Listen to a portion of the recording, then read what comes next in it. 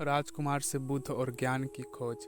राजकुमार सिद्धार्थ एक सुखी जीवन व्यतीत किया करते थे और उनके पास वह सब कुछ था जो एक राजकुमार के पास होना चाहिए, जैसे कि भव्य महल, स्वादिष्ट भोजन और मनोरंजन के अनगिनत साधन। लेकिन राजकुमार सिद्धार्थ के भीतर एक गहरी बेचैनी थी।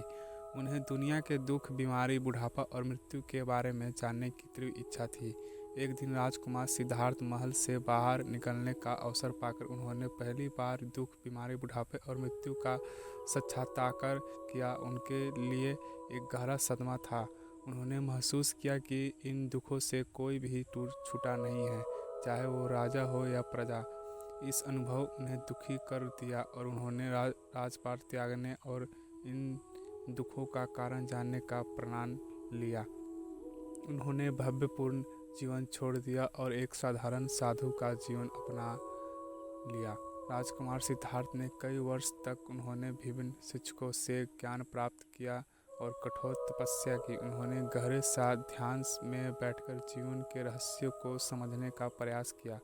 आखिरकार एक रात बोध गया में एक पीपल के पेड़ के नीचे ध्यान करते समय उन्होंने ज्ञान की अनुभूति हुई और वह बुद्ध बन गए।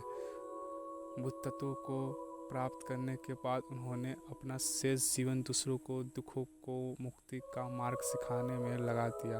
उन्होंने 4 आर्य सत्य और अंतरागिरी मार्ग की शिक्षा दी और जो दुख से मुक्ति का मार्ग प्रशस्त करते हैं।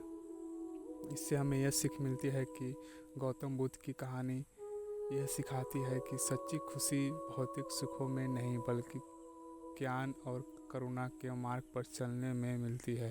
वे हमें ये भी याद दिलाते हैं कि कठिन परिश्रम और संकल्प और सहानुभूति के माध्यम से हम अपने जीवन में किसी भी लक्ष्य को प्राप्त कर सकते हैं।